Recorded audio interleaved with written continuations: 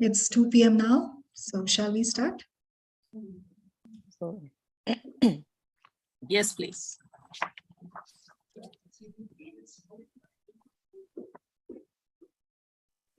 We are waiting for Arpita to join.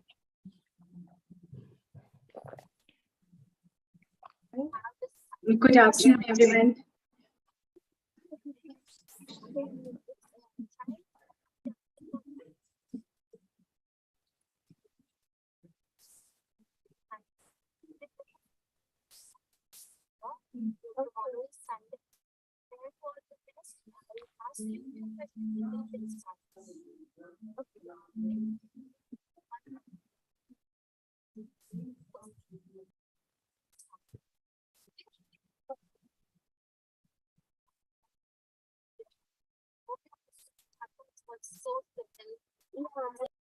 What is the noise in the background? Sorry. Maybe it was from my side, actually. It will not come.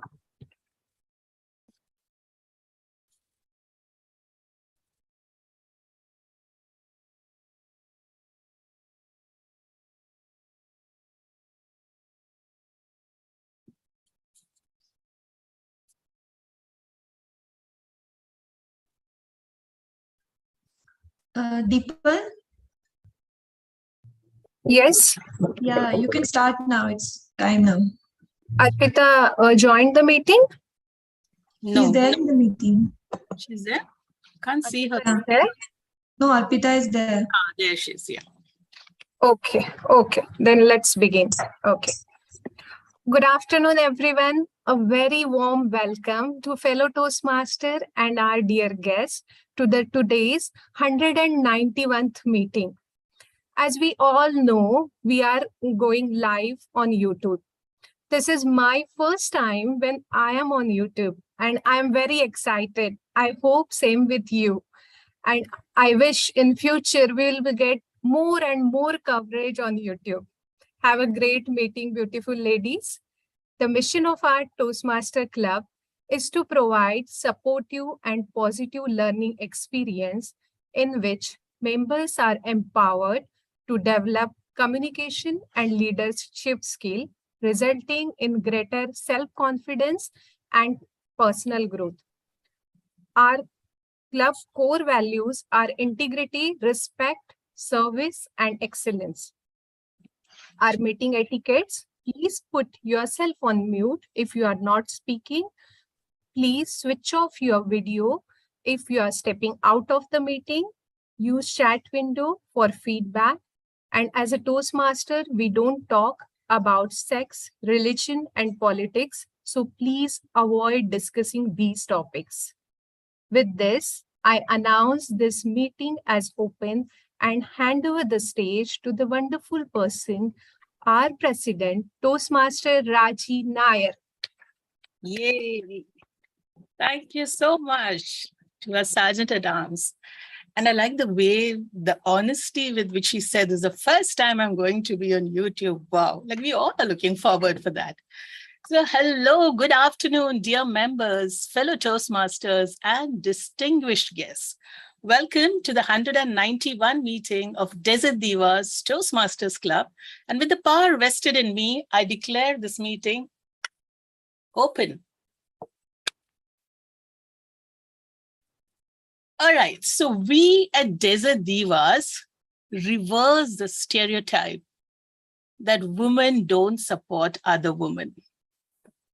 In fact, we always try to fix each other's crown. We are a 9-year-old Toastmasters Club, thriving, and the first ever Ladies Toastmasters Club. And collectively, we make an impact. Our motto has always been to uplift and support each other with a lifelong learning and fun in our journey of public speaking. So let me take you through my presidential deck. Can I have the first slide, please? First one. Yes. Toastmasters International, this is our motto, where leaders are made. And here, the next one. Here at Desert Divas, we help each and every member find their voice. We help them to become effective communicators and leaders. So our club is falling under Division J, Area 37, District 105, Region 11. And that is my brilliant executive committee officers. These are the 7 pillars, like without them, I am incomplete. They are my dedicated and diligent officers. They all deserve a big round of applause.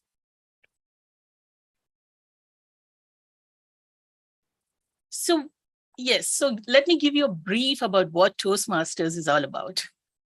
It is a worldwide non-profit educational organization where we help each other to become effective communicators and leaders.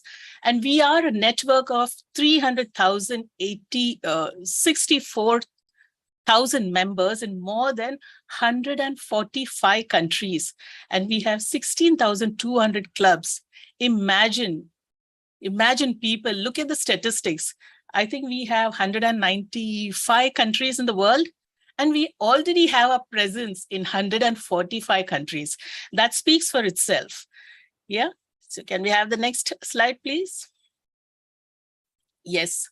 So this is the man responsible for this beautiful program, that is the Toastmasters program. He is Mr. Ralph C. Smedley. So this organization was formed in 1924 in California. Now, you will think, what is in for me? So what are the benefits of Toastmasters? So Toastmasters is a public speaking forum where you sharpen your communication and leadership skills. It builds your self-confidence and awareness. You create a network of people. And the best part about this program is it creates a very supportive and positive learning experience, which I don't think you will find in any other forum. I mean, we shell out a bomb and we enroll ourselves in all these, self-improvement classes. But trust me, there is nothing like Toastmasters. It will not, it is very easy on your pocket as well.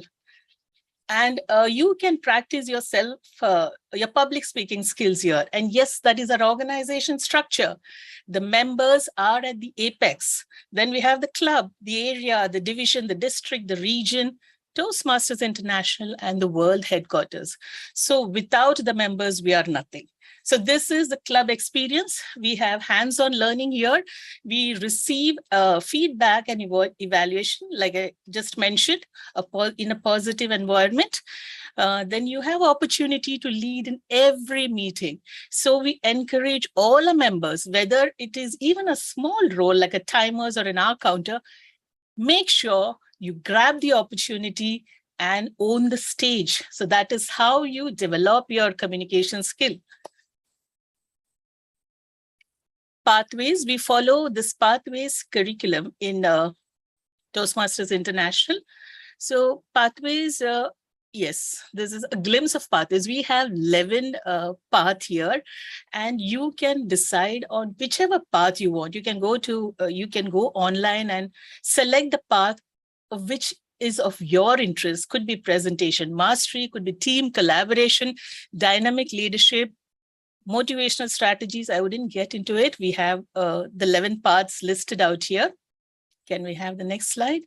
Yes, and it's time to recognize our the achievements of our members. So we have 2 amazing members here, Toastmaster Arpita Trivedi and Toastmaster Farida Kutubuddin, who have completed their levels. So let's give them a big round of applause for their dedication. With the dedication, they could complete it. And yes, Toastmasters is a journey of self-development. The more you put into it, the more you get out of it. Yeah. So can you please stop the slide presentation, please? Thank you. So it's time to introduce the highlight of today's meeting. is our education session. So it gives me immense pride and pleasure to introduce this young, sensational entrepreneur, our guest of honor for today's meeting. She has a glorious list of achievements to her profile. She's the founder and CEO of Zo Easy Solution. So I would wait for some time. I wouldn't reveal more of it because the next role player, a Toastmaster of the day, would be inviting on stage. And we'll have the rendezvous there. So do we have other guests? Yes, we have Kiran Kapoor. Kiran, can we have your introduction, please, in 20 seconds? Yeah. Good evening, everyone. My name is Kiran Kapoor. I am a member of Barsha Toastmaster Club. The purpose of joining the Toastmasters to become a confident leader, and the Toastmasters are helping to me a lot. That's why I'm here with you. Thank you, and back to you. Welcome to Desert Divas Toastmasters Club, and thank you for taking up the role. We have a general evaluator, though she's not new to our club, but still we'd like to hear from her. Toastmaster Arundhati. Hello, Divas and visiting guests. Thank you so much for having me here. As always, a pleasure to be in this club. Personal favorite is Smita, who always invites me and I can never say no to her. So happy to be here and be amongst all of you. Thank you so much. Thank you, and welcome to Desert Divas Toastmasters Club.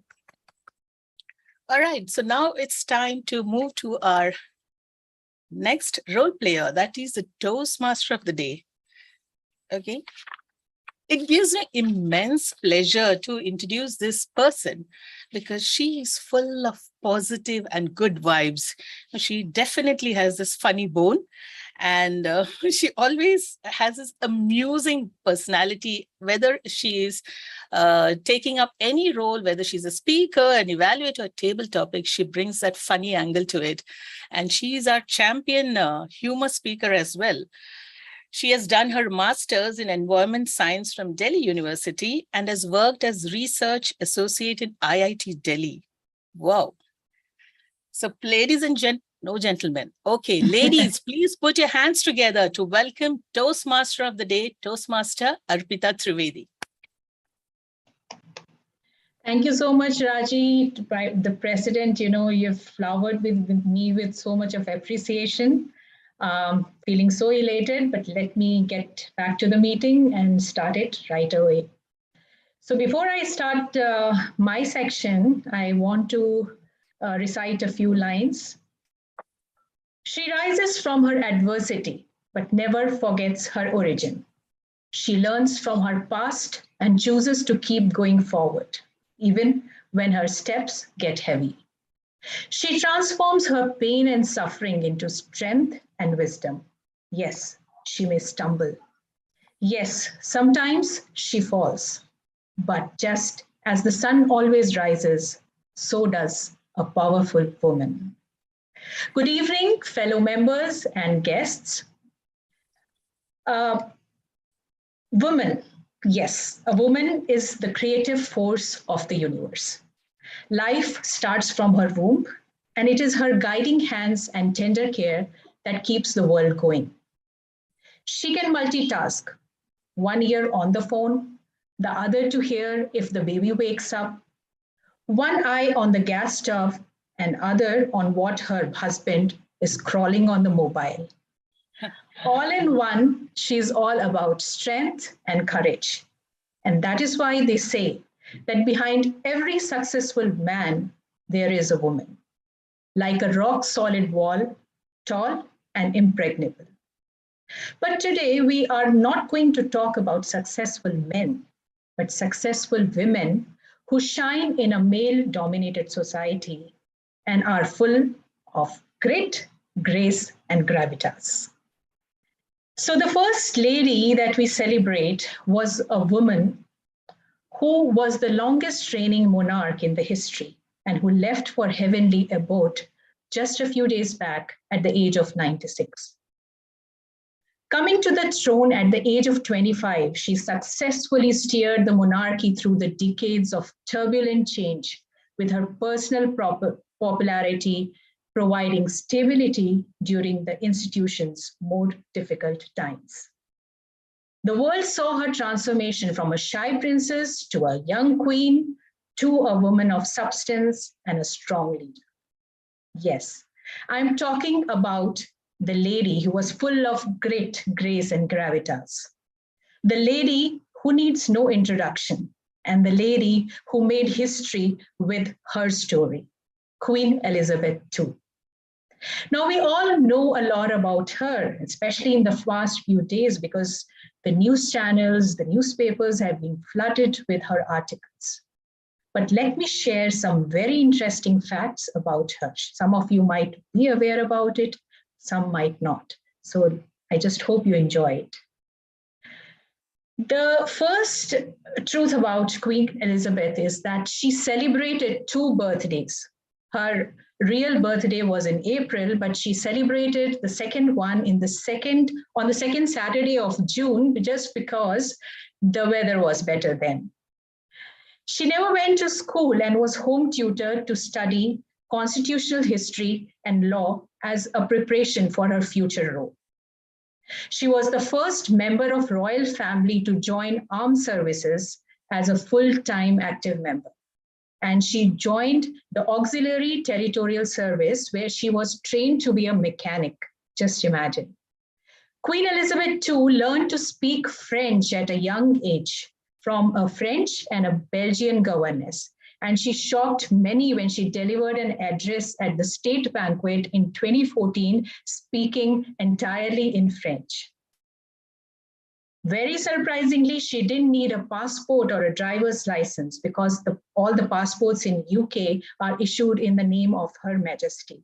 And she also did not need a number plate on her car. She reigned for so long that 4 out of 5 UK residents weren't alive when she ascended the throne. During her 70-year reign, she met 15 different prime ministers, British prime ministers, and she has also seen 14 different US presidents. The queens don't pay taxes, but Queen Elizabeth did it anyway, voluntarily. Very interestingly, she reportedly wore the same nail polish since 1989, and it was surprisingly very cheap. It's Essie's classic pale pink polish ballet slipper, which currently retails for just $7. She reportedly used her purse to send secret signals to her staff, and I found this very, very interesting. And that is why I say that she was a woman of gravitas. So she used her purse to subtly exit uncomfortable or boring meetings. So if the queen was at dinner and she placed her handbag on the table, her staff knew that she wanted to end the event in next 5 minutes. But if she put her bag on the floor, it signaled that she would like to be rescued from her current conversation. Apparently, she had a great sense of humor and a talent for mimicry. She could imitate the sound of a Concorde jet landing. Imagine that. And she hosted Buckingham Palace's first ever women-only event in 2004. The event was Women of Achievement. The event was the first ever women-only function to take place, where women from business, politics, fashion, and arts were invited, and included J.K. Rowling, Charlotte Church, Kate Moss, and many other dignitaries. So before we proceed on to the rest of our meeting, I would like to introduce all our role players, the silent role players. So the lady who would be blinking all red, green, and amber lights, and you all have to look at her, especially the role players, the speakers, is Toastmaster Farida. The slide compiler, whom I've annoyed a lot since last 2 days, is Toastmaster Smita.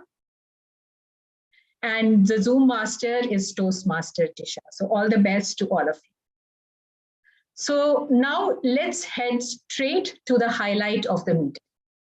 Coming up next is the education session on how to pitch your ideas to the strangers. So we have an interview with a very dynamic lady who has carved a niche for herself in the world of entrepreneurship. But to conduct the interview, let me invite someone who comes as a breath of fresh air every time she comes to speak. The energetic, the diligent, and the yoga guru of our club, Toastmaster Nikhila Devi, or Nikki.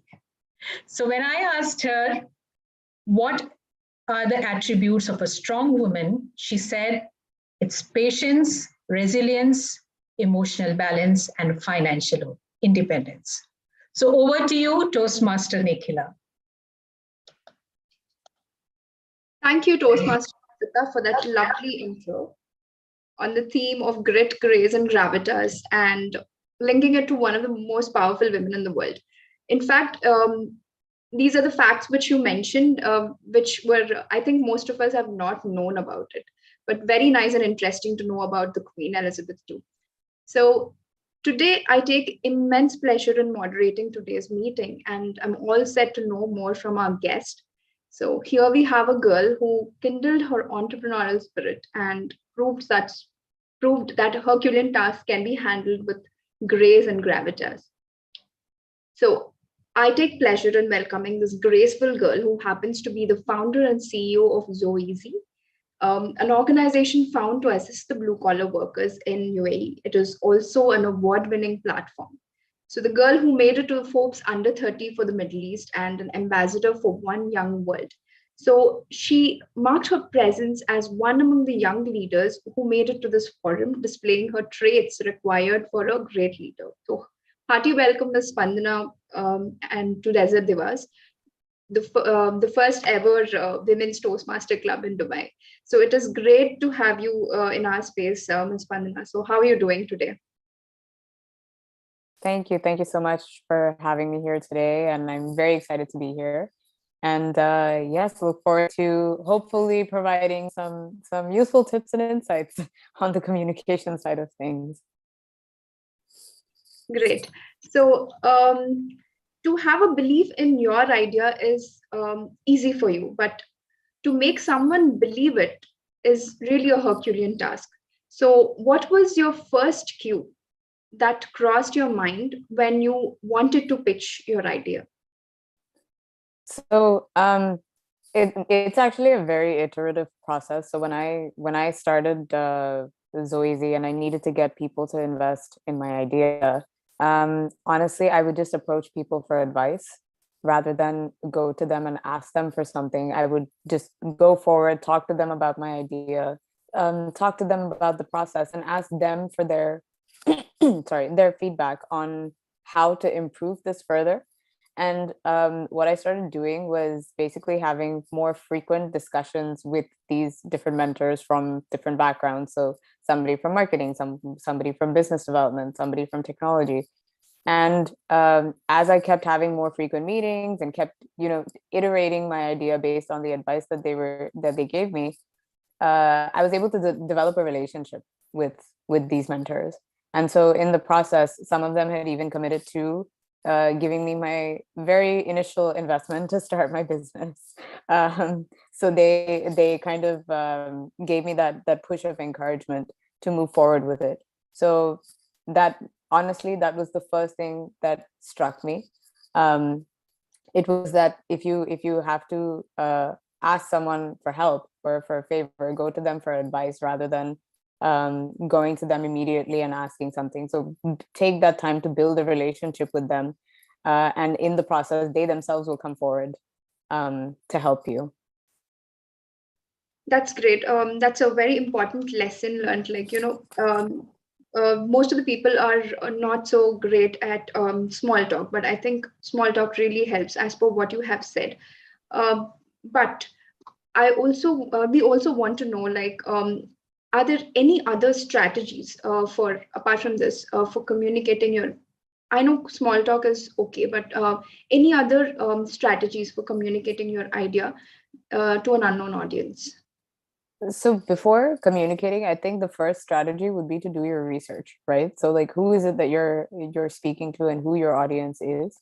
So before approaching any of my mentors, I did like a full background check on all of them to see what their likes were, dislikes were, interests were, what are the areas that they're curious to explore, what are both on the business and the professional front, so you have to take all those aspects into consideration before actually going forward and pitching to them.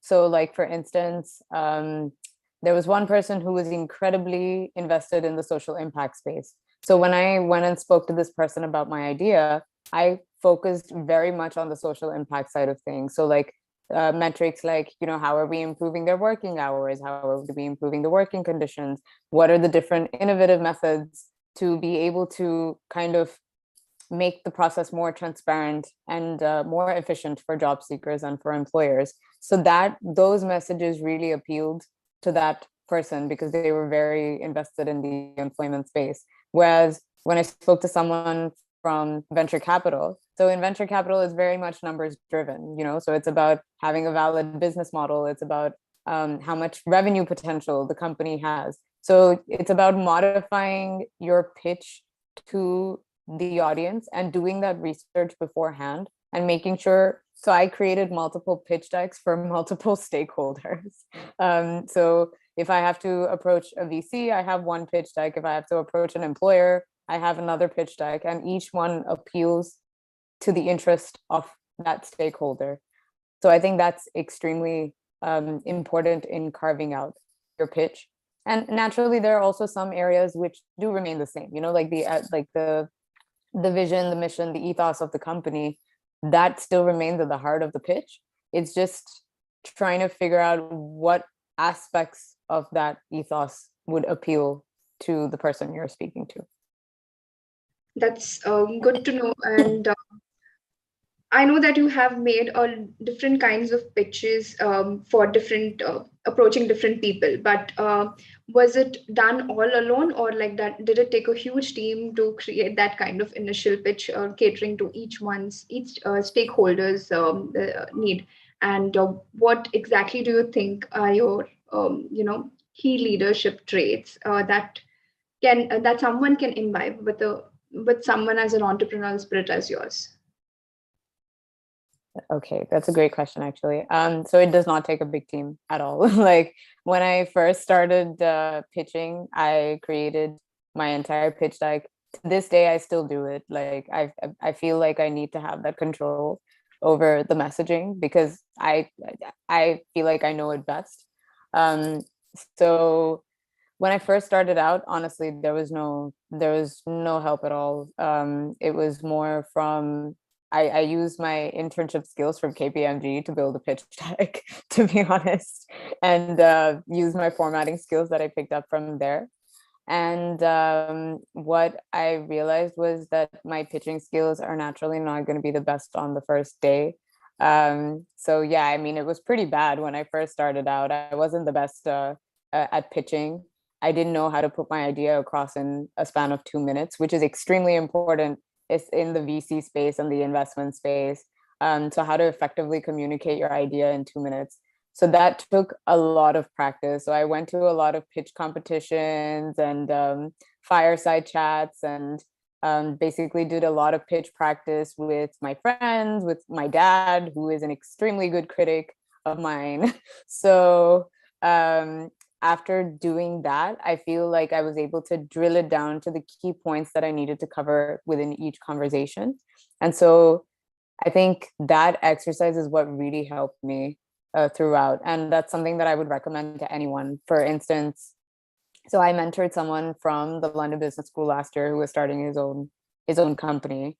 And he was terrified of pitching at demo day. So he just did not want to do the pitch part on demo day. And I told him, like, if you don't learn how to pitch your idea, you're not going to be able to put it out there and grow it.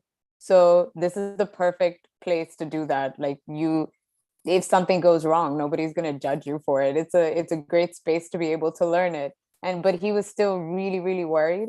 So we actually did role play sessions. So I did like 5 to 6 role play sessions with him, and I pretended to be the investor, and I drilled him with different questions on his business model and on the way his platform worked, how he plans to generate revenue. And so when he actually pitched on demo day as well, he was a lot more clear in terms of the actual final pitch and was able to confidently address an investor's questions. So that's something I would definitely recommend doing. Great. So you actually did a lot of homework before going to an audience, I feel. So we have got good enough inputs on how to approach a new person and how to talk to a new person in terms of getting inputs and doing the background work and stuff like that. But no matter how much we do, sometimes it's inevitable that things go wrong. So like there will be failures. So what are your how comfortable are you? Like, I want to understand what are your insights on some of your failures and how did you cope with them? Oh, I've had plenty of failures, so it's perfectly fine. And I think failures actually help you do better. So you actually learn from what went wrong and you try to improve it the next time. To be honest, like there were, like when I had first started approaching venture capitalists, for instance, to invest in my business, many of them couldn't really understand the balance between having a company that was for profit but was also impact driven. So for them, a company there has to be fully for profit or it has to be an NGO. So there's like no in between. There's no social enterprise model. And this was at a time when the startup ecosystem was also still developing. So even now in the UAE, I feel like it's still very nascent compared to other parts of the world. But at least there's more awareness now compared to 5 years ago when I had first started out. And even to this day, to be honest, like so for a very long time, I've been pitching to primarily like impact investors and people in the impact space, or talking to employers and job seekers on the ethical front. So pitching to a VC completely left my head. And when I spoke to this, and this was a very recent conversation, it was like 3-4 months ago, and I approached this VC, and when I took them through the story and everything, he's like, look, I don't care about all of this. Just tell me about, how you're going to make money and how you're going to move forward with it. So that bluntness was something that I just wasn't prepared for, and I froze. And this was me after pitching for 5 years, So that was a pretty big failure because it would have gotten us a lot of funding if I had done it right. But because I hadn't prepared, I guess, as well as I should have for that one thing, I ended up missing out on the opportunity. But there have also been instances in the past, like for instance, like I really wanted to bring Expo 2020 on as a partner for Zoezy because it would have established Zoezy as one, a good like brand for the blue collar community in the UAE, but two, you also have a very large support system that would then mentor you through the process and invest in your company and help it grow.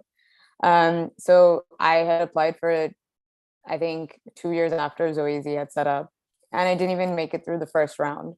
And I was very disappointed when it didn't happen. But rather than feel dejected by it, what I decided to do was like really work on the areas that we weren't doing as well in. So like tweak the business model, improve it further, establish more partnerships with employers, bring more job seekers on board. And I started running like state government partnerships as well to connect people from India to here. And so after implementing all of that, we reapplied again like the year afterwards. And we ended up, getting the grant funding that we needed and Expo as a partner.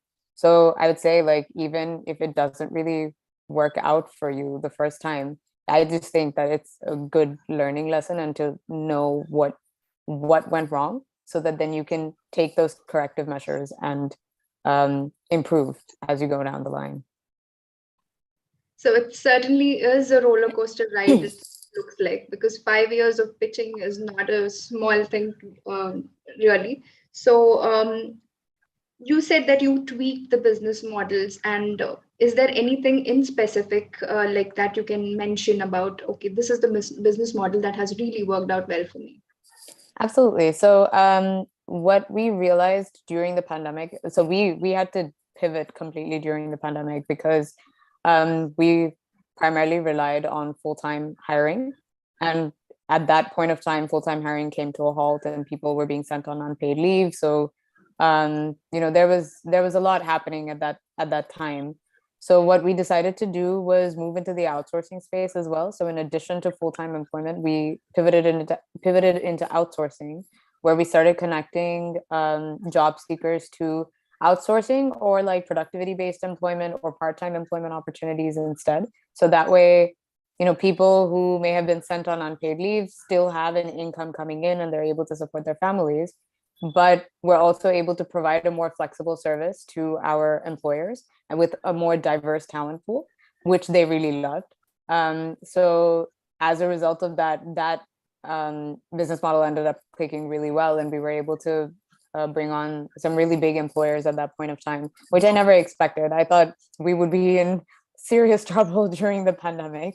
And to an extent, yes, there were a lot of challenges at that time, but I think tweaking that business model and like brainstorming with my team to be able to do that and implement that made a difference and kept us afloat at that point.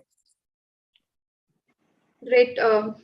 That's also something very interesting, like how you coped up during the pandemic. So now after all this, like once you look back at the whole experience of getting a good support for your venture, so you must have gone through a lot. So what is one thing that really stands out for you? Like, is there any key lesson? Yeah, you have shared a lot, but is there any key lesson that you think a person needs to pick up to stand despite all the odds? Of course.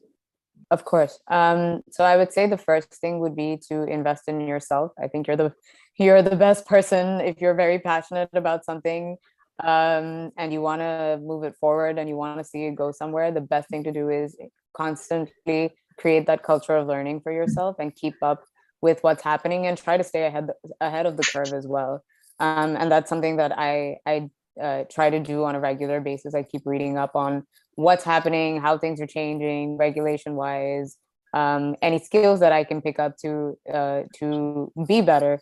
Which is why now I'm doing my MBA. Like I decided to finally do my MBA because I felt like I had hit a stagnation point, and moving to a completely new startup ecosystem, which is far more advanced, would equip me with the tools to expand my business back home as well. Yeah, like my first recommendation would be to invest in yourself because you're probably the best person to help you move forward. And then the second would be to surround yourself with people that are smarter than you and try to learn from them, I would say. So I think for me, that was one of the biggest supporting factors during my entire journey. It was reaching out to proactively reaching out, sometimes even cold calling. Like I would just randomly message people on LinkedIn who I thought were really interesting, and did an incredible job building up their businesses, and would just ask them for like 15 to 30 minutes of their time, just to get some advice. And some of them were incredibly wonderful to oblige and would actually come on call and speak to me. So I would say like network relentlessly and build an ecosystem around you with people that are much smarter than you so that you can also improve and come to that level as well. Then I would probably say storytelling as a founder. I think storytelling is incredibly important. Having numbers is great, but if you don't have the balance and if you don't know how to put those numbers forward in like a compelling manner and in an engaging manner, you're never going to get the audience to invest in your business.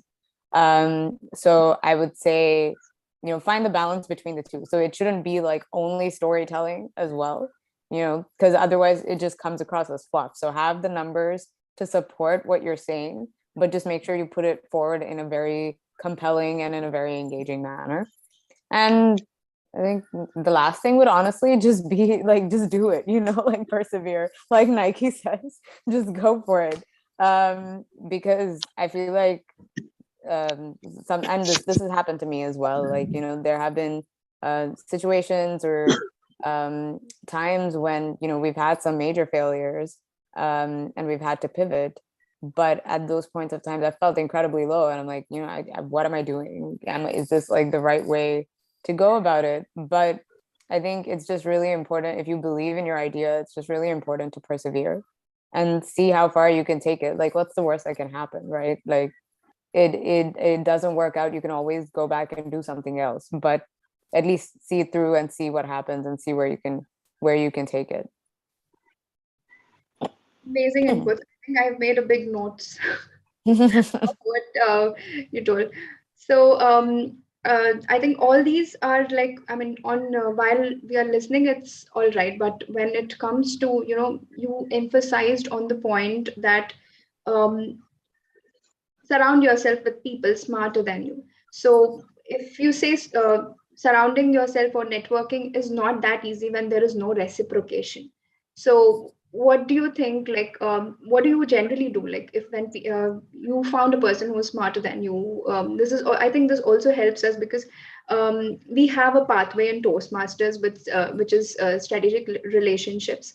And I'm actually pursuing that pathway. So I think Okay. one thing I want to know. So you really want to get to know someone who is smarter than you, and you find someone and you approach them if the reciprocation is not the same. So what would you do? Like, how do you get with it? Like, I mean, if they don't come back to you, drop them a second message. But if they're not interested, just move on, find someone else. That's it.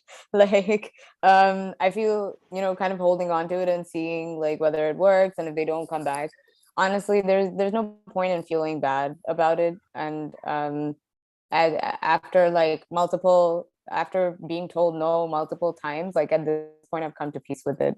The worst that can happen is that you'll be told no, right? So there's no harm in asking, and there's no harm in putting yourself out there.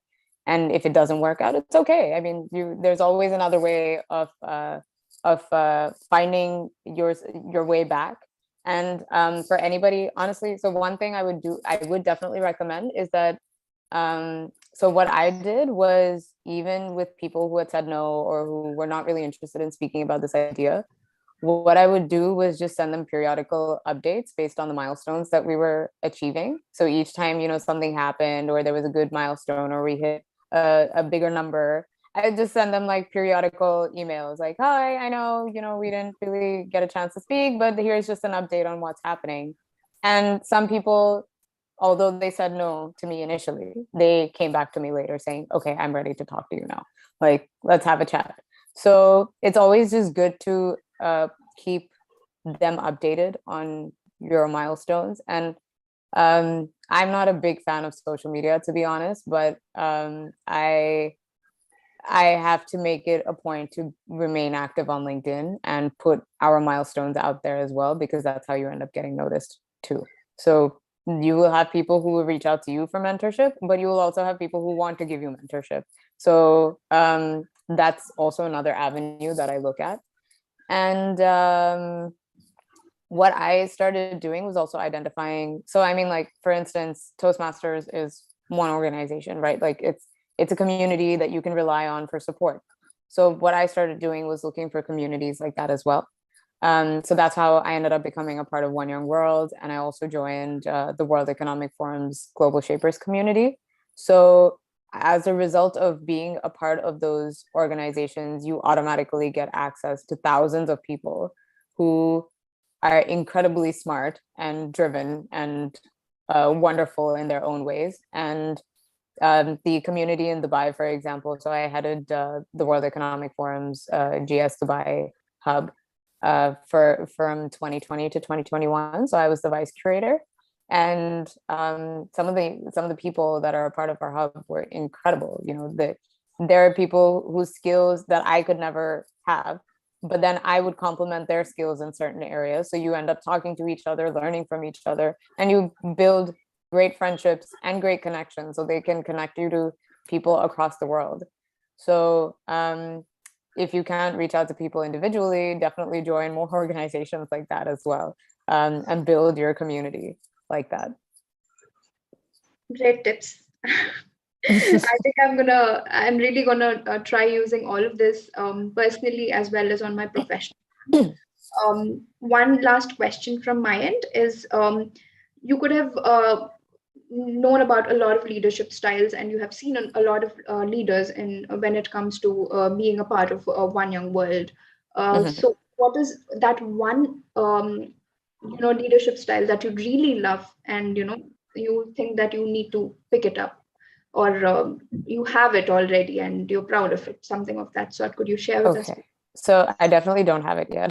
That's true, that's for sure. But I would say becoming more of an intentional leader. And what I mean by that is basically, so right now the way things are is, so the way I make decisions is like, I do tend to involve everyone within my team and get everyone's inputs, but ultimately the final decision is mine. But I want to make that a little more data driven and a little more focused towards the goals. And the goals that we create as well need to have like a better balance, I would say, between impact but also for profit. Because sometimes and this is like me as a person, I've noticed that I get so involved in the mission and the impact side of things that sometimes revenue takes a hit. And at the end of the day, if you want to create more impact and go like scale this impact further, you need to survive to start with. So I think it's becoming an intentional leader in that sense and finding a good balance between it being impact and then being for profit as well, and creating like a more lean management structure, even as the company grows in terms of like the number of employees and things like that. I feel like having a hierarchical structure just, communication just gets lost like as it goes along. So I feel like having something that's a lot more lean and that's a lot more open in terms of culture and communication, I think that really is something that I want to foster, because I think that is what will bring out the talent of the team members as well, right? They'll have the confidence to be able to speak up and to put their ideas forward and to even challenge. Like I do encourage a lot of my team members to challenge me on my ideas. And like, if I'm wrong, just tell me I'm wrong. Like this is because otherwise it's just going to be like a one-way thought and a train of thought, and you don't really have a lot of innovation in the process. So yeah, that's something that I'm definitely working on at this point. I wouldn't say I've reached that stage. I still have a long way to go, but yeah, that's where I hope to end up. Thank you. Thanks for those inputs. I think we have picked up enough from this, from the way you operate and the way you do things, and that's how I think you have made it big at a very young age. So this is where I really want to put a full stop to my questions, and I'll want to leave the room open for the Q&A session. In case anyone has any Q&As, I hope you will be comfortable enough to answer them. Yeah, absolutely. I would like to hand over the session to our TMOD, Arpita. Arpita. Okay. Thank you, dear Spandana, for those dollops of inspiration and advice. And the best thing that I liked about your interview was that sentence that, go and ask them if they are ready, then fine. Otherwise, just move on. I loved it. So I would like to ask one question from my end. And before that, I would like to thank Toastmaster Nikhila for conducting the session in a very, very graceful manner. And Spandana, I just wanted, since the theme is about women, I just wanted to ask you, you have entered this territory, which is, basically male dominated. So just wanted to know that what were the disadvantages or the advantages of being a woman in this field? Absolutely. Recording in progress. So that's a great question, actually. When we first started out, this was like about 5 years ago.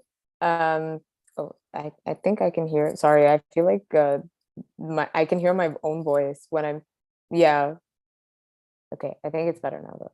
It's better now. It's better now. So yeah, when we first started out, honestly, there weren't that many. There still aren't that many women in the entrepreneurship, let alone the social entrepreneurship space in the Middle East. It's the lowest percentage of female founders from across the world.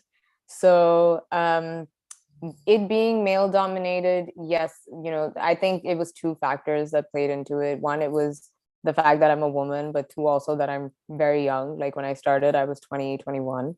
So as a result of that, not many people took me very seriously. that is definitely there. And there were definitely instances where and this was like, so when you go for like employer meetings, for instance, all these employer meetings are primarily headed by men. You're not going to have many women in that meeting room either. So as a result of that, many people did ask the question, like, why do I even need to listen to you? But I feel like if you're someone who really knows your subject in and out, and you're able to tackle all their questions with grace and with dignity, they will develop a respect for you. And that's what I did throughout, like regardless of what meeting. I made sure that I was ready for every possible question, so that they knew that I know what I'm talking about, and I know that it is the way forward, and it's a good process to implement as opposed to what's currently happening. So and as I went over time as well, I started to look at stakeholders that were more aligned with my values as a person, but also with the values of the company, so that then that transition becomes a lot easier. So for instance, platforms like One Young World and Global Shapers, they don't really discriminate based on men and women, right? It just depends on you as a person and how you're making a difference to society, or if there's a way that you can do good for society. So that's like the primary aim of these organizations. So in that sense, I think that really helped throughout this entire process, and that support system was incredible. And both the men and the women in those communities have connected me to a lot of people that have helped me along the way as well. So that's definitely there. And then I think the advantage of being a woman, honestly, is that especially because you don't have as many female founders, and there isn't a lot of like encouragement for it as well. I've noticed that in the recent years, many people have been geared towards helping the youth and helping women. And since I fall into both brackets, I've actively been pursuing opportunities like that and focusing on those kinds of opportunities that can help push us forward. And I mean, even if you look at it from like, I don't know, like an MBA perspective, which I'm doing right now, right? Most schools are looking to up their female quota because you just don't have as many women applying to these programs, or who are worried to apply to these programs thinking that they would not get in, or they may not be good enough, So I think it's just about making sure you put yourself out there and really look at the opportunities that are fostering support and culture for women, and focus on those areas. Thank you so much. I am sure you have inspired so many of us with your advice, your way of dealing with your trials and tribulations. I think the room is open. I'm sure there are a few more people who want to ask you something. So. Yeah, I have a question. Sure. Since now, yeah, I was just listening to your conversation about failures. Where do you draw the line? Okay, how do you draw the line between, okay, I need to convince this person a little more, or okay, this is not going to work? Where do you draw the line? I think it depends on the body language of the person. I feel like, sorry? Yeah, you're audible. I'm audible? Okay, great. So I think it depends on how that meeting is going. Like, I don't know, maybe it's just me, or because of the number of meetings I've had at this point, but I've kind of developed like a sense of when something is going to work and when something isn't. And in certain cases, you have people who are extremely adamant, so they're not going to budge from their position no matter how much you try to explain something. So the way I've kind of found my balance is, if I am emotionally drained and exhausted from a conversation that I've had with someone, that is where I draw the line, and I don't continue that anymore, because I know that it's going to just be incredibly hard to get someone on board down the line. And this doesn't just apply to partnerships or employers or bringing people on board, but this also applies to hiring someone within your organization. If someone only puts the problems forward and doesn't really come up with solutions for something, and then when you try to put a solution forward and then they don't take it on board and continue to challenge that solution, it's just an emotionally draining process, and you're going to just keep going around in circles. So I just feel like it's just not worth investing my time in that. So I give it 1 or 2 tries with this person, with any person that is like this. But if I see that adamance is going to continue, then that's where I draw the line. I'm like, okay, this isn't going to work. We just move on. So. Okay, one quick question. What's your favorite opening line? My favorite opening? I don't think I have a favorite opening line. Oh, your to big smile. Yeah, I just smile. I'm just like, hi everyone, how are you? That's my go-to. I don't think I have a favorite opening line as such, but maybe I'll work on that. That's an area maybe that I should work on. Okay. Now last one. Sorry, one last one. Sure, so please. you've been you hired people also. Yes. Okay. So what is your make or break question? So you are expecting a certain answer for that question. And then when that person goes beyond that, away from that range, what is that one question which really, okay, the conversation is, I don't think I need this. We are in sync. What is that one question? How do you? So I don't have a make or break question as such, but I place a lot of importance on the behavioral side of things. So, you can have a technical skills interview and they could be incredible on the technical front. But I ask a lot of situational questions and see what their response is to that. So if you were in a high pressure scenario and you have to deliver this deadline, how would you react? What would you do? How would you plan? Or just ask them things like that, and ask them really, really random questions like, what are your hobbies outside of work? What are I try to kind of create a map of their personality in that sense. And I've gotten some very interesting answers to certain questions as well. For example, the high pressure situations. One person actually told me that they'd missed the deadline, and I'm like, no, this isn't going to work then, because you can't miss a deadline. That's not possible. You would need to know how to plan your time better, right? So what are some of the strategies you would use to plan yourself better? Sync your calendars and just make sure that things are going according to plan. So I think asking really basic situational based questions like this actually tells you a lot about the other person. And so I actually place a lot more value and importance on the personality side of things as opposed to the skills, because skills are definitely important. But so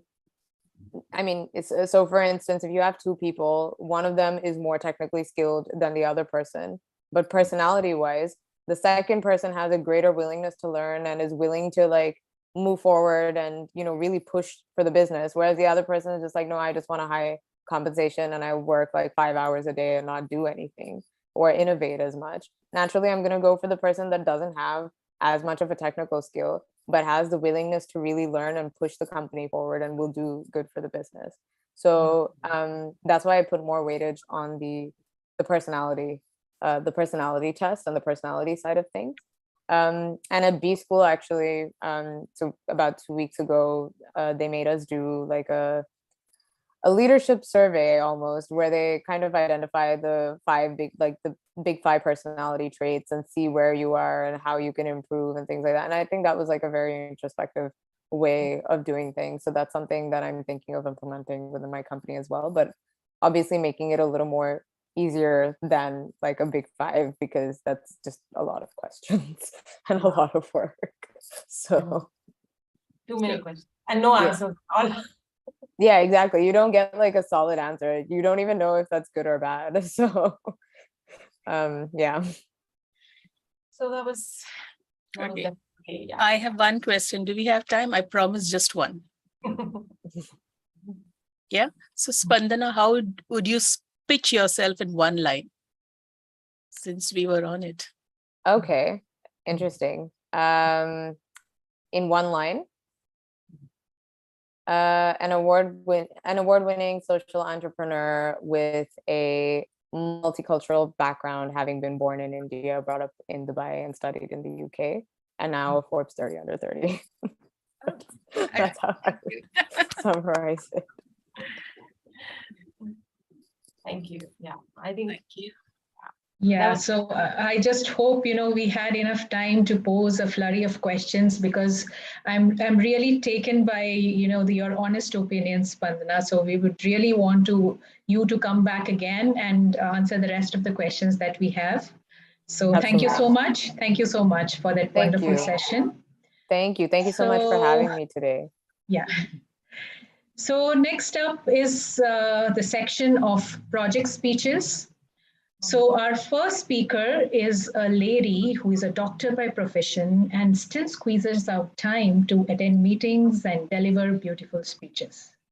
When I asked her what are the attributes of a strong woman are, she said confidence, patience, and smile. So please welcome Toastmaster Deepa Watts. I will request her evaluator Toastmaster Indu to read out the objectives of the speech.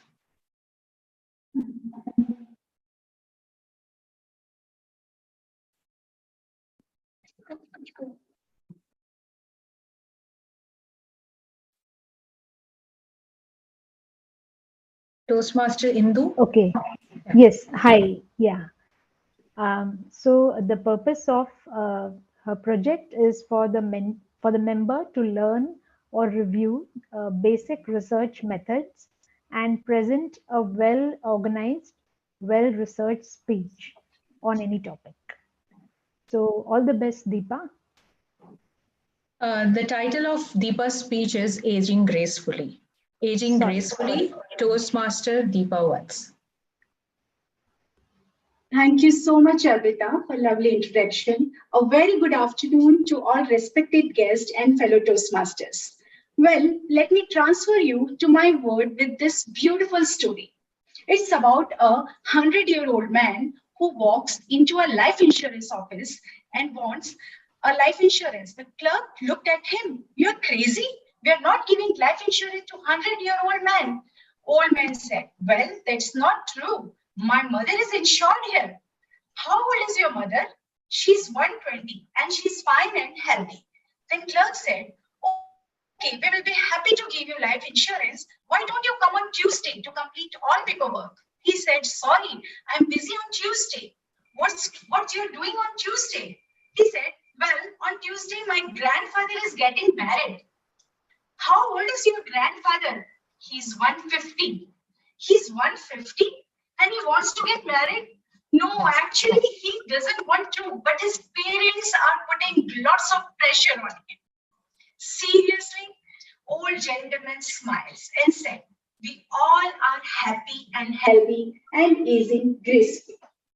We were born, grew, got educated, started our career, got married, had kids, and did our best possible care for them. When we look back into our life, oh, I forgot to tell you, at this time, we are already 40 plus. During last 40 years, we never thought of our health, happiness, just kept running of our family, career, money, and to keep everyone happy around us. Now it's time to think for ourselves. We all are getting old. Sounds bad, isn't it? But it's true. Anyone can deny this? No? Yes, we all can deny this by aging gracefully. Aging gracefully means to accept the change, to live happy and healthy life with full elegance and dignity. As per WHO, aging results from accumulation of a wide variety of molecular and cellular damage over the time, and this will lead to decrease in physical as well as mental capacity. If you don't delay your age, you will just switch over from one disease to another. But how you will delay your aging or age gracefully? Have you heard about the blue zone areas of the world, like Sardinia in Italy and Okinawa in Japan? There are clusters of centenarians people who live more than 100 years in a healthy way. Dr. Parlo, he's actually director of UCLA Medical School, USA. He did a lot of research on brain scanning by the successful aging and then found that brain health is very important to reverse the process of aging. Another research are also done by the Einstein College of Medicine in USA, and they found the same results. All studies conducted, they have 4 important facts to age gracefully. Number 1 is a physical activity to protect your DNA. As you age, the ends of your chromosomes, they become shorter.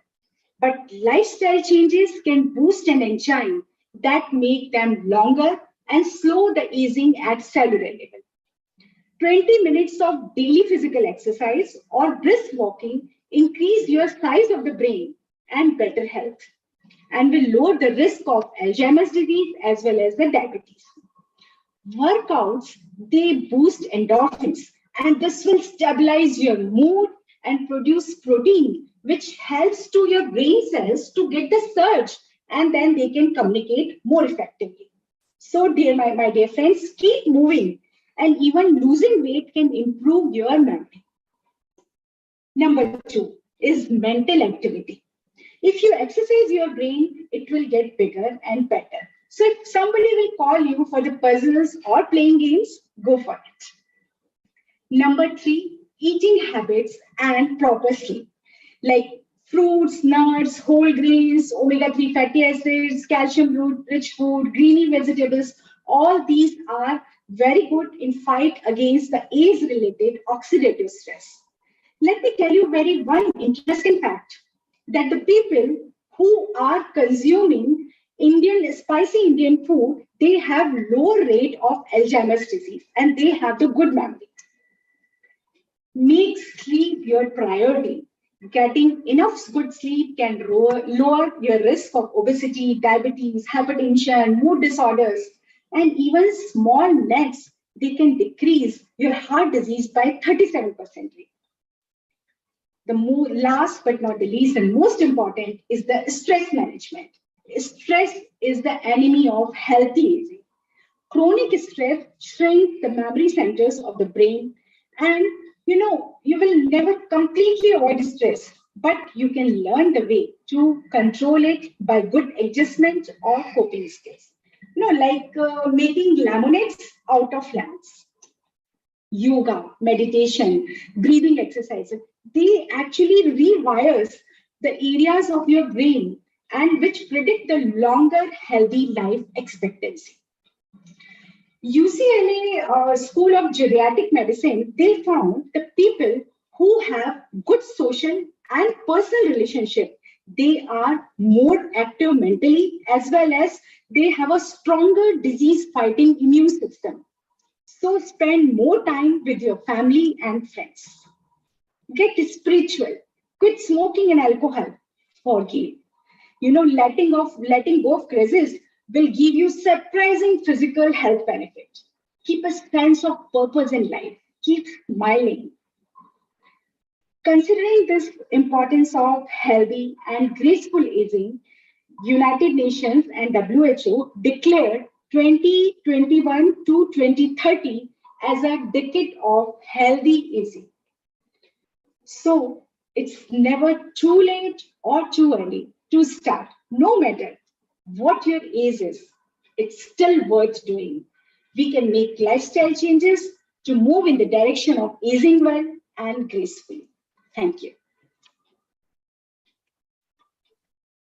Thank you so much, Toastmaster Deepa. Now we'll take 1 minute break for the feedback.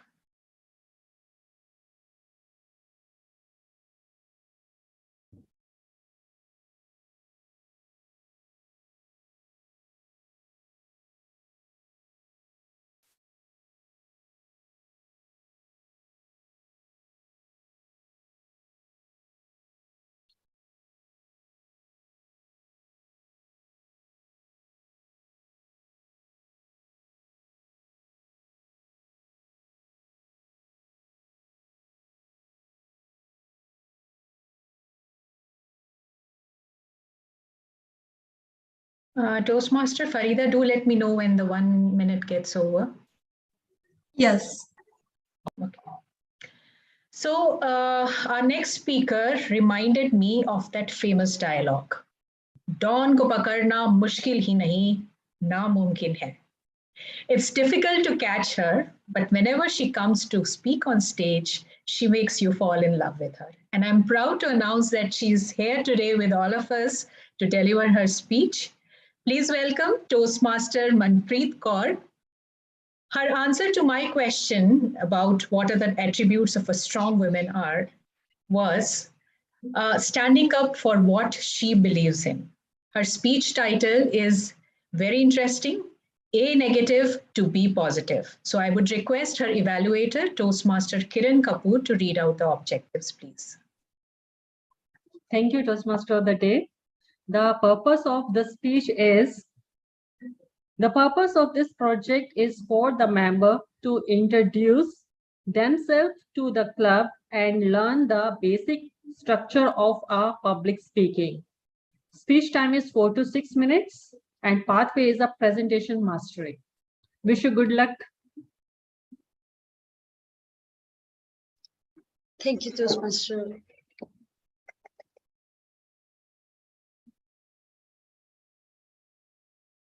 Yeah, please spend the time. Good afternoon, everyone. It was the summer of 1978 when this lovely couple held their second-born child in their hands, a boy, to whom the doctors said, "Now, no more," because it could be fatal to their next-born child or the mother. Then, in the winters of 1982, they held their third-born child with a blood group A negative. Yes, that's me. By God's grace, both me and mother were fine. My father was a hockey player, an NCC cadet, and an engineer by profession. My mother, a central government employee, a state volleyball captain, and holder of so many different professional awards. Being the youngest in the family, I always had the privilege of running to the market to buy samosas, pakoras, chips for my elder siblings who were sitting at home watching boring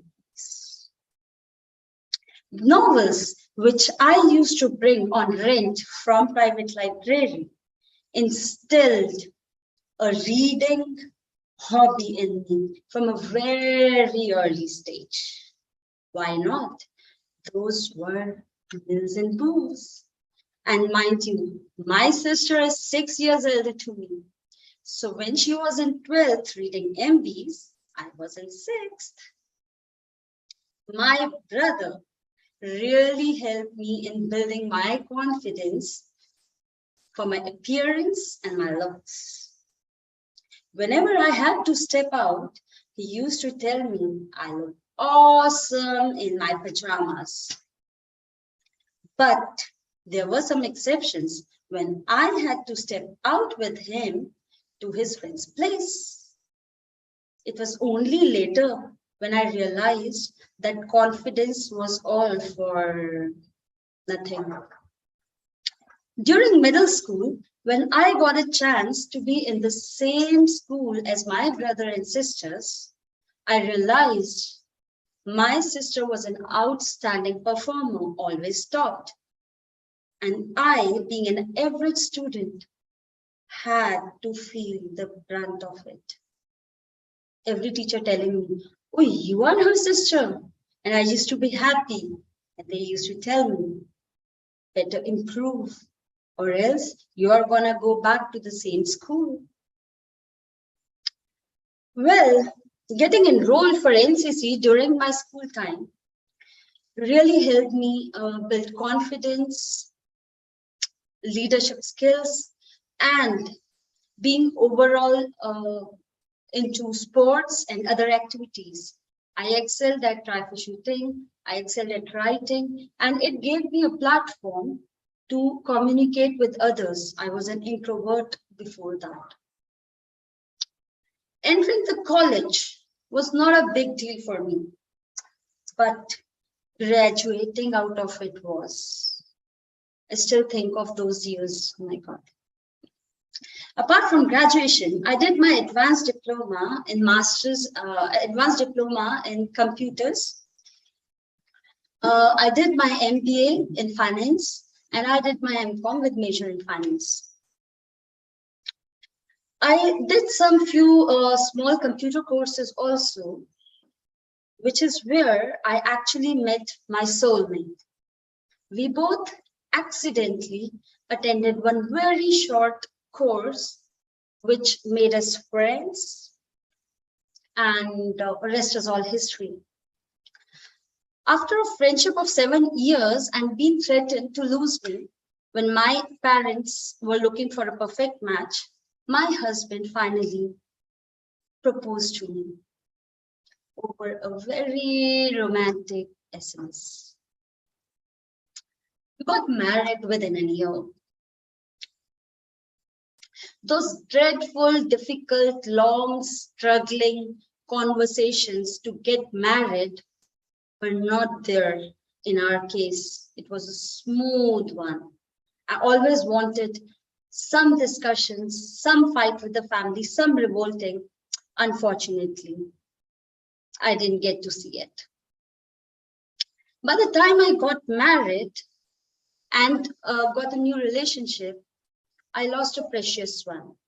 I lost my father, literally in my arms, sitting by my side.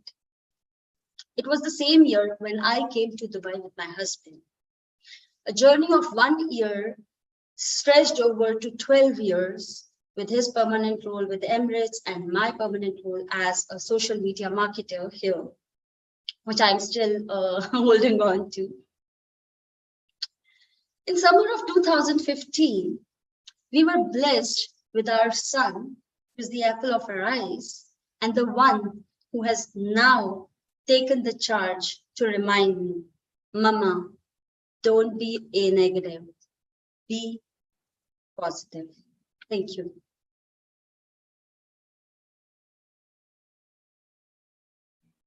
Thank you, Toastmaster Manpreet, for that lovely speech.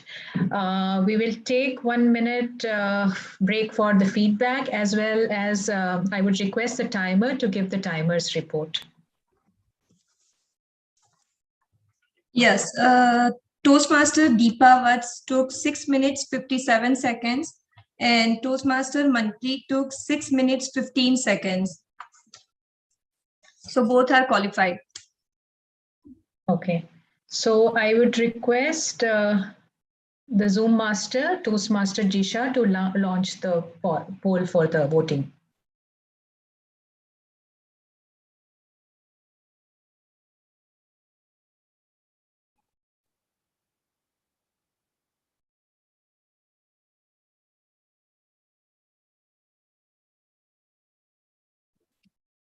Jisha, can you please remove mine and Smita's co-host credential so that we can also vote? Oh, yes, I shall do that.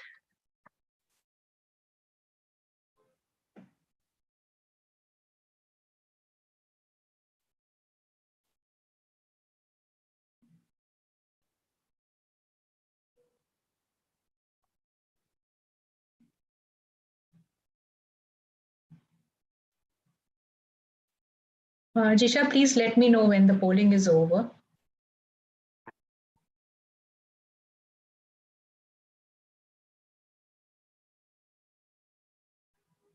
Yes, it's done. Okay. So now we are done with the speeches, and we have now the most interesting, the most dreaded, and the most nail-biting section of the meeting, the table topics. And to conduct this, we have with us the very diligent, witty, and cheerful lady, Toastmasters Purvi Mehta. When I asked her what are the attributes of a strong woman, she rightfully said, being optimistic and positive. So Toastmaster Purvi Mehta, please come, over to you. Please grill everyone with your questions. Thank you, Toastmaster Arpita. And for all our guests, yes, this table topics is the Toastmasters way of teaching impromptu speaking skills. And it is also a perfect way to induce fun into the club meeting. And as Mark Twain, very rightfully said, it usually takes more than 3 weeks to prepare a good speech. And that's the reason we all stay back giving our speeches. But this table topic session helps us to think on our feet, speak on the given subject between 1 to 2 minutes, and prepare for our real speeches, the project speeches.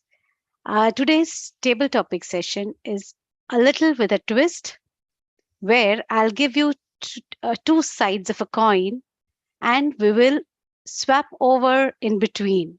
So you may start with one and then I would say swap and you start with the other side of the topic. So just for example, we can I just invite one of our Toastmasters for one trial run? Maybe she can do one speech and then others can follow. I'm not great at it, but I would like to give a try, Purvi. This is Nikhila. Yes. Thank you, Nikhila, for volunteering. Okay, I'll just share my screen. Yeah. So, Nikhila, topic for you is what would be your aim? Your present goals or your real purpose of life? Nikhila, topic for you is what would be your aim?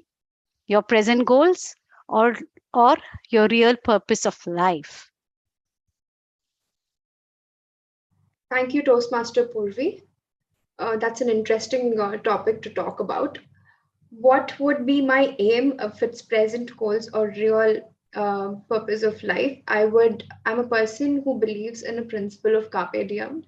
It is to live in the present. So I would like to focus on my present goals, which would add a sense of purpose to my life. So that is something that I would like to do. When I finish short-term goals, which I set for myself, it really gives me a dopamine kick, and I will try to, curate those small goals and then make it into a bigger goal. And swap Toastmaster Nikhila. So when I say swap, your other aspects becomes your priority. Okay, so the antonym of what exactly? Like opposite of what exactly I'm speaking? Yes. Sorry. Okay, so the opposite of if somebody is if I have to pick something that is like prioritizing something else other than my goals, I would definitely choose putting my family on the front, because I'm quite close to my family, and I want to be a part of all the events that happen at home, which I generally don't do, because I even keep my weekends occupied apart from the weekdays. I do a lot of other things which will take away my time. Like I'm currently learning French, and I practice yoga. I teach. I do a lot of things which really doesn't give me enough time to be with my family. So if I have to prioritize something else other than my goals, I would certainly give more time for my family. So that's about it. Thank you. Thank you, Toastmaster Nikhila. Thank you for that insightful session. Just for everyone's benefit, I'll just describe, just, clarify how to go about the speeches. One, I mean, in this scenario, if you have, what would be your aim? And if you're starting with your aim is to meet your present goals, and why?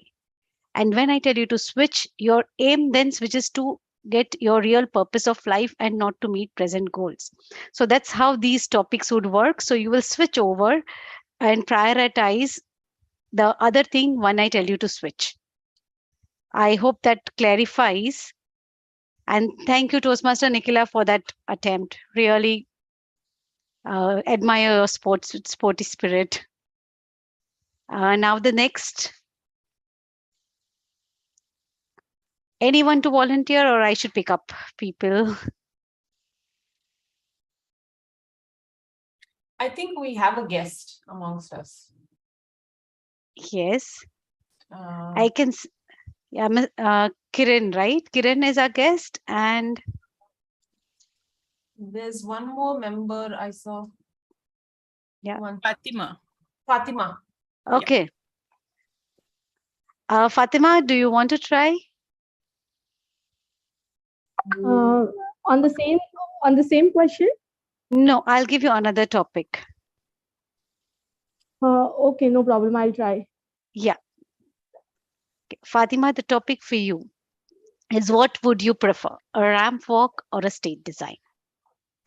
Whether you would prefer a ramp walk or a stage design. Fatima.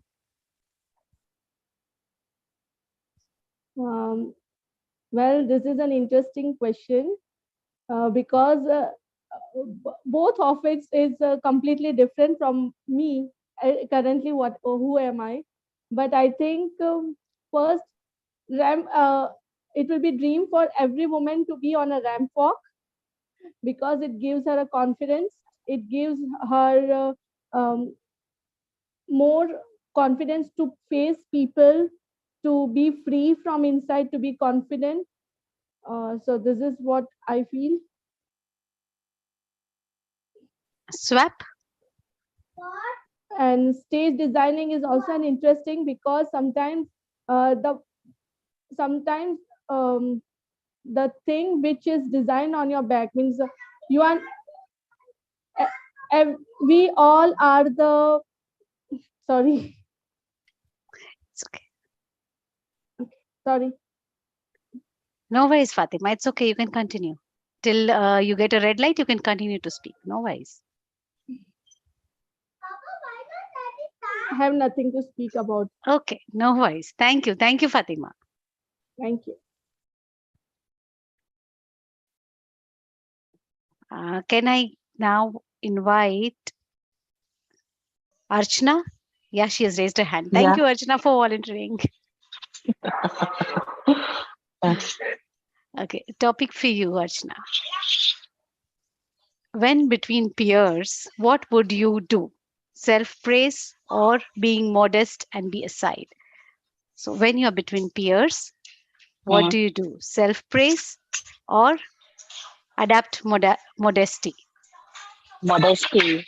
I would say modesty is the best thing to have when you are with your peers. They will think that okay, she's not boasting about herself, and they will take you seriously. I feel. Swap, Archana. Swap. Yeah, but a teach of self pride is always very important. Okay, they will not, if you are when you are too modest about yourself, they might think that you don't know anything, or you are they might even think that you are just being modest so that they can praise you or something. But no, self pride, a tinge of self pride in your modesty will make them realize what you are and what your abilities are. So I would say that self-pride is equally important, if not more.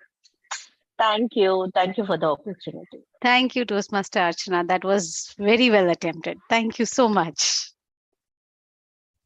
Thank you. Yes, Toastmaster Deepal for the next topic. Yes. Yeah. Sorry. Yeah. What would you be, Toastmaster Deepal? What would you be? Model for all or heroine of your life?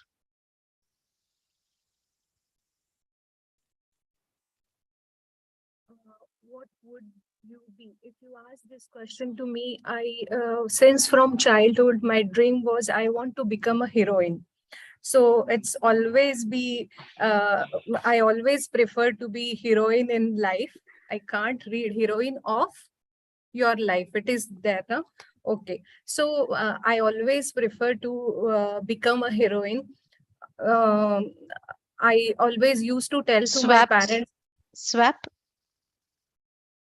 it's So now always you good to be a model for everyone. I always want to do something so that everyone admire me and everyone copy me. They keep me as a role model.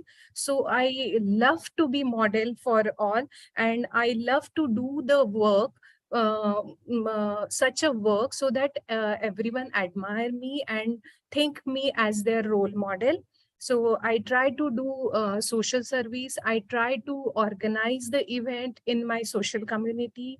When I was working, that time I tried to do all the household chores along with my professional careers, celebrate all the festival, attend all the events. So it's always good to be a role model for all. Mm, that's it from my side. Thank you. Thank you very much for the opportunity.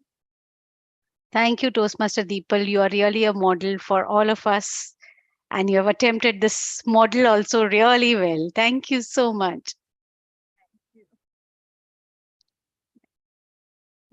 Our next speaker.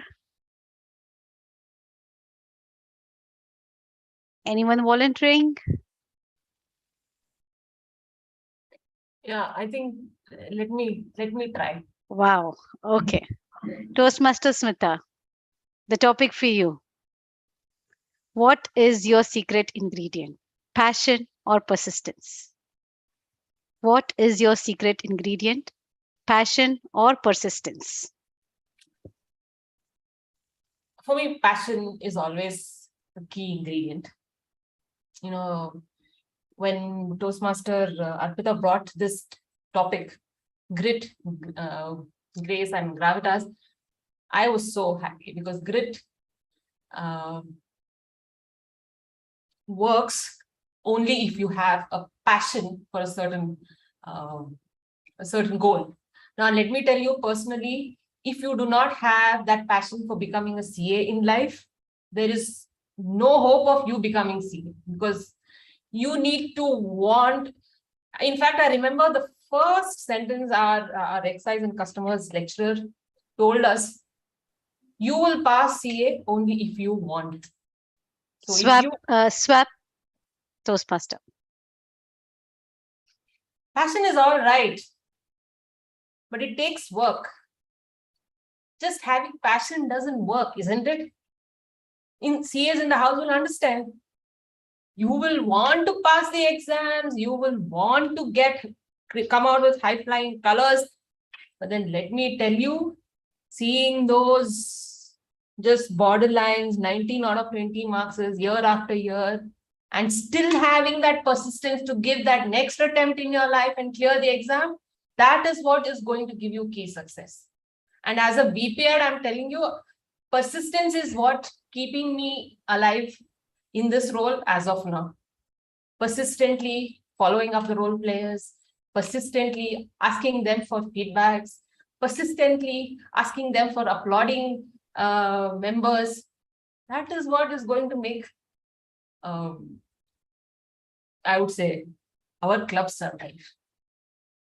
Call it bullying, call it begging, calling at people's feet for role players, or call it persistence in a very big term. I would say that is what is going to sustain everything ultimately in life. So I can't see the timer. I hope I've got a green. Back to you, TT Master. Thank you, Toastmaster Smita. You have conveyed what you want to the club as a whole, as well as has been really gritty, and with a grace, you have done what is intended. Thank you. Our next, do we have time? Our timer, do we have time for more topics? Farida, Toastmaster Farida? No, it's already 15 minutes. Okay. Okay. Thank you all for joining in, and thank you all for being a sport to attempt these table topics. Over to you, TMOD. Thank you, Toastmaster Purvi, for that entertaining section. I just loved hearing all of you. I really appreciate all the participants for their daring act, answering on your feet to those swapping questions with your great grace and gravitas. So before we move on, I would like to request the timer to give us the timer's report. Yeah. Toastmaster Nikhila took 2 minutes, 10 seconds. Guest Fatima took 1 minute. Toastmaster Archana took 1 minute, 6 seconds. Toastmaster Deepal took 1 minute, 25 seconds. And Toastmaster Smita took 2 minutes and 19 seconds. So all are qualified.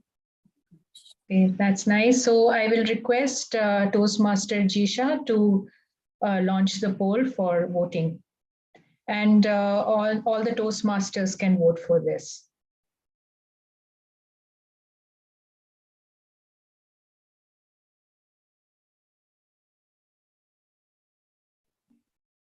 Jisha, please remove my rights. Thank you. Just one correction. I think even our guest can vote for. Oh yeah, sorry. The guests can also vote. Sorry. Yeah.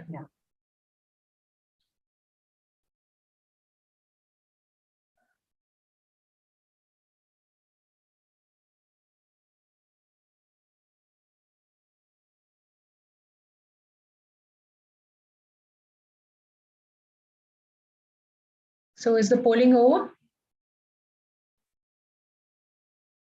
Yes, we are done with it. Okay, thank you. So now we move to the next section, which is the evaluation section, where the evaluators will be coming and evaluating the speeches of the project speeches. So the first evaluator who will be evaluating Dr. Deepa Vatt's speech is someone who charms us with her hard work, sincerity, and a constant smile on her face. Toastmaster Indu Sundaram. So when I asked her what are the attributes of a strong woman, she said a strong woman has a mind of her own and yet open to suggestions and opinions. She is not afraid of failing or losing and can rise or start all over again. So over to you, Toastmaster Indu. Thank you so much. Thank you so much, Toastmaster Arpita. And very good afternoon to everyone. And so moving on to the evaluation part for Dr. Deepa's speech.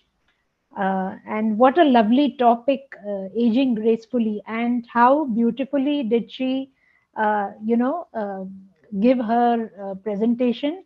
I just found the whole the delivery.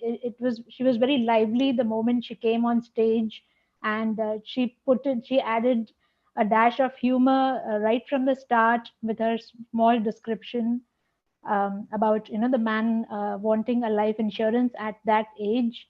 So that was well done. And I also liked her facial expressions. They were very lively, and um, the content was very relevant, and it was a lot of information to digest. And it was very interesting. And the research done by her was very apt, and she quoted relevant statistics from who from WHO talking about brain health being so important and how we need to, keep moving, and how we need to get into yoga and meditation and physical exercise. Everything is connected to ensure overall well-being and good health. And also the research statistics by UCLA, where she mentioned that good social skills and healthy relations with family and friends, and meeting up and having a quality time is very, very important and very crucial. And this is what helps promote good health. So overall, a great speech, and there's nothing that I can really suggest, but just a few pointers, just to give you a feedback for a better speech next time. That I found that the eye contact was a little, it was restricted to a fixed, spot. Like, it was not there overall. That is one thing that I found. And you could have been looking at everyone, the camera, and so that everyone felt that they were that you're talking to them, that you're interacting with them. That was one thing that was missing. But all in all, a fabulous, a very cheerful, and a very lively conduct of speech, and with a very awesome, relevant content covering all the aspects of health. And kudos to you, and all the best for your next speech. Thank you. Thank you, Toastmaster Indu. Now, the next evaluator is Toastmaster Kiran Kapoor from Barsha Toastmaster Club. I have not met her personally, but she comes across as a very warm and a very prompt person. So when I asked her what are the attributes of a strong woman, she said that a strong woman has abundance of prodigious hidden attributes which she uses as per situation, like self-awareness, confidence, independence, emotions, multitasking, responsible, hardworking, intelligent, motivational, full of stimulation. I'm sure Toastmaster Kiran, you have all these qualities. So over to you. Thank you, Toastmaster of the Day. Once again, good afternoon to everyone, and special good afternoon to my target speaker, Toastmaster Manpreet. Toastmaster Manpreet, she has come up with a wonderful, beautiful message. That powerful message was or is, be positive.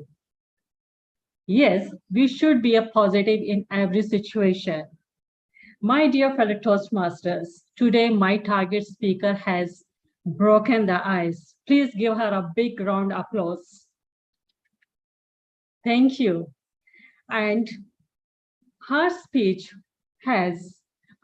was a very prodigious, which has touched to my heart. When she described her childhood journey, she was a naughty, witty girl.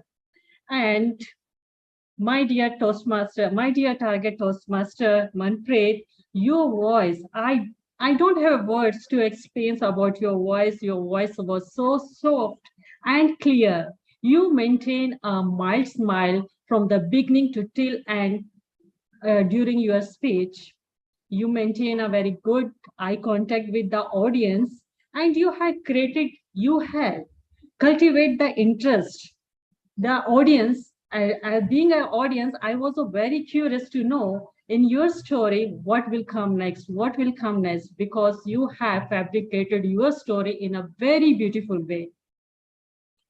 You were very comfortable when you were delivering your speech because this is your interest of topic. And the three things which I liked in your speech, the first, you have very nicely described your childhood story. Second, your education journey. And the third journey is where you met your soulmate. And during this, you have given a wonderful message to the audience. When you enter in the new relations, you lost your old relations. My dear target speakers, your speech was very impressive. You were emboldened when you were delivering your speech. Only one suggestion I would like to give you: just make the connection with the audience while asking the questions which were missing. Overall, your speech was a wonderful, and just you have to work only make the connections with the audience. I would like to listen more speeches from you in future. Thank you. Over to you. Thank you, Toastmaster Kiran, for that fabulous evaluation. I would request the timer to give the timer's report. Yes, Toastmaster Indo took 3 minutes and 10 seconds, and Toastmaster Kiran took 2 minutes 44 seconds. So both are qualified. Okay, so I would request Toastmaster Disha to launch the poll.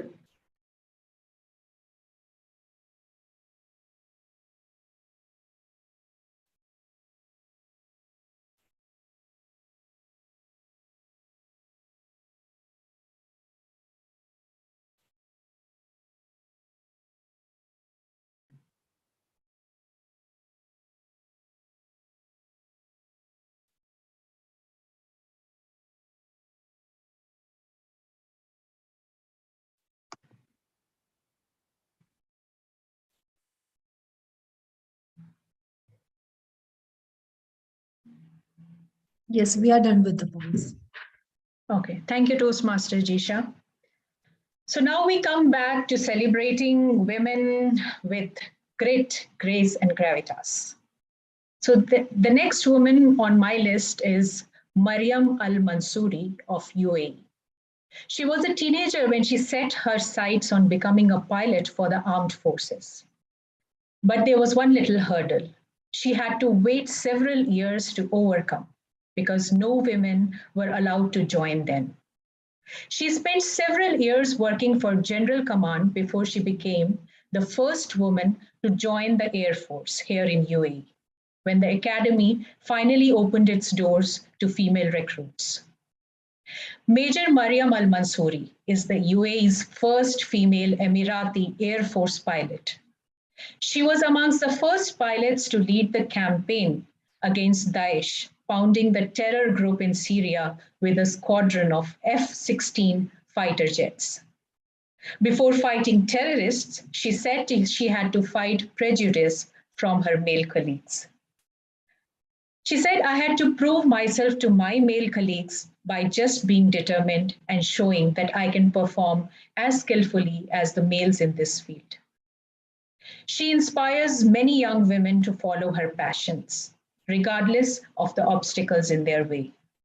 A daring lady who has become an influential figure on the ground, but is equally powerful in the skies.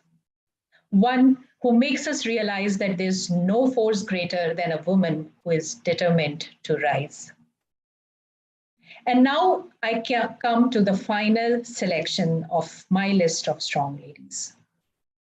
So finally, a lady who can easily win all the top awards for the best comeback of all times. Our Honorable President of India. I get emotional whenever I speak about her.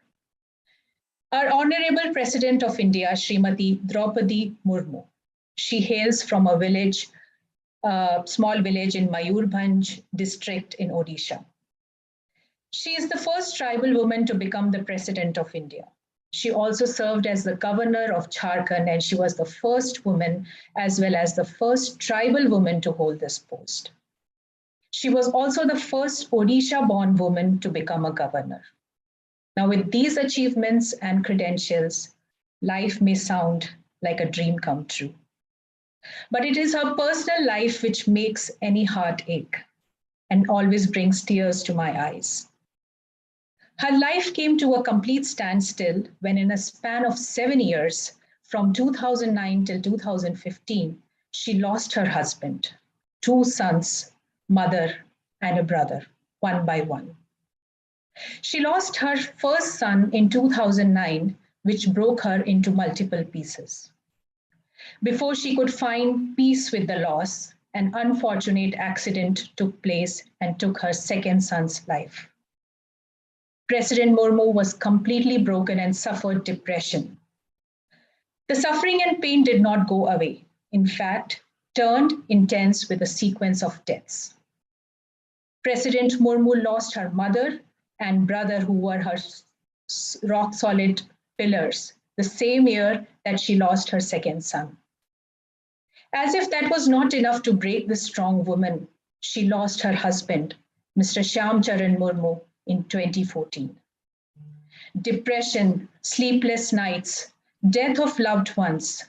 Murmu went through all but was not ready for the pain to consume her. She took the path of spirituality, yoga, and meditation. Brahma Kumaris became a ray of hope for her, and she realized that life is about moving on. And she did. She moved in a better way. Whenever I think of her, these lines cross my mind. And she decided to stand again. One bent at a time, she straightened again. One good habit a day, she followed again. One smile at a time, she carved again. One bad thought a day, she ditched again. One night a day, she toiled again. One mark a day, she made again. And like that, she decided to stand again. Take a bow, Honorable President, because you don't know how many of us you inspire silently. And with that, I end. My session comes to an end. But before I bid you all my final goodbye, let me remind you that there is someone who has been working on making our report card throughout the meeting and will soon spill the beans on all our hits and misses. Just hope we have been able to impress her. So join your hands to welcome Madam General Evaluator, Toastmaster Arundhati Sen, who is here to evaluate our meeting, and she is the president of Royal Toastmasters Club. When I asked her about the attributes of a strong woman, she said it has to be a fine balance of maturity, steadfastness, and the ability to being assertive but not aggressive. Wonderful answer. Over to you, Toastmaster Arundhati. Thank you so much, Toastmaster of the Day, Toastmaster Arpita. Am I audible? Yes. All right. Thank you. So, good afternoon, Divas. And this is actually my second meeting at your club, and I've practically been out of circulation for meetings for the past 4 months. So I'm sorry if I sound super rustic today, but what a brilliant meeting to come back to. Thank you so much. Absolute powerhouse, one after the other. And that's what I love about this club. The camaraderie, the banter, everything that flows through the meeting. So thank you once again for inviting me to provide the general evaluation for the meeting. And for the guests who are new to Toastmasters, I will aim to summarize the meeting that was conducted with any possible or probable points of improvement at the end. So to start off with, the stellar opening by Diva Deepal, outlining the important points about setting the mood for the meeting, with clubs moving into physical and hybrid meetings. It's important that we inform everyone of their roles and the structure, and you did very well, Toastmaster Deepal. So thank you. And you warmly welcomed your fellow Diva president, Raji, who, if I may say, is such a treat to watch, you know, cool, calm, composed, and a seasoned role player like hers.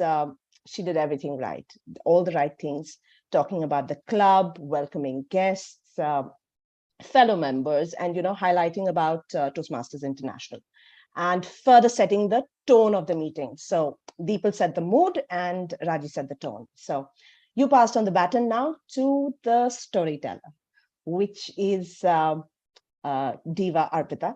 I will now just share the presentation that I usually like to do. I don't know whether you can have a look at this. So you basically had these as your role players today. Diva Arpita or Toastmaster Arpita, I will come back to your role shortly. But firstly, I would like to speak about the wonderful role players who are the silent puppeteers in the background. So our timer, Diva Farida. In my 2 years of being a Toastmaster, I find this role daunting to say in the least, and I've never been a timer, ever. You were excellent. You lend the right degree of gravitas to your role, so thank you for that. And the next role player is, like I said, a personal favorite of mine, which is Toastmaster Smitha, VP of Desert Divas, who invited me for this meeting. Always kept me abreast with the agenda, flyer, and I was well equipped. So thank you for that. You are a super multitasker, effortlessly managing the digital end as the slide master for today. So thanks once again. Now I would like to move on to the education session, which according to me is a much dreaded topic amongst all of us. I'm yet to meet anybody who is going to say that I love pitching to strangers. I think at Toastmasters International, what we do is we learn how to overcome the fear of public speaking. I think her topic was a subset, a smaller part, but a more focused part of how we are now going to overcome that fear. And now we're going to start pitching our ideas to strangers. So Ms. Spandana already is a force to reckon with, having created a niche, for her business. Hence, she speaks from experience. And the information that she gave us today was excellent. I was really listening to her. Very, very, like I said before, relatable topic. She was very specific in the questions that were posed to her. And now the person posing the question, Diva Nicola, you were a wonderful moderator. You gave the right questions, you asked the right questions, and you allowed Spandana to expand and share her vision with us. So as a moderator, you gave the speaker enough amount of space and character to build and give us the information that we could possibly go back with. One of the things that I absolutely loved is how you asked the question about failure. Very important to acknowledge and to celebrate. So this is something that you had a good array of questions, good mix of questions that you asked. If I was to give you a suggestion in terms of moderating in the future, when you get somebody like this who has a very good history or background, it would be nice to put up what Zoeasy actually does. That lends a certain amount of credibility, what she has achieved. So that makes the speaker feel even more confident and be very proud of their achievements. So just saying Zoeasy and this is what it is, you could have paid a little more attention to her background and her achievements or the company that she's built. So that would be something that you could look at. I, for one, definitely would want to surround myself with smarter people. And hopefully I would love to connect with Spandana separately for some advice. So I think Toastmaster Smitha was the one who was instrumental in getting her. Thank you very much for really enriching this meeting with the interaction with Spandana. Now coming back to the Toastmaster of the day, that is Diva Arpita. The culmination of your topic never ceases to lose its charm. We need a regular dose of grit, grace, gravitas every single day. So it was a wonderful wordplay that you had with your team. You had apt quotes. You highlighted many women that you spoke about. Primarily, you spoke about Queen Elizabeth, whom we lost. You spoke about Mariam and you spoke about President Draupadi, and I could understand towards the end, her story, I think, has made the maximum amount of impact on you. And you actually showed how the theme could have completely gone through the entire 2 hours.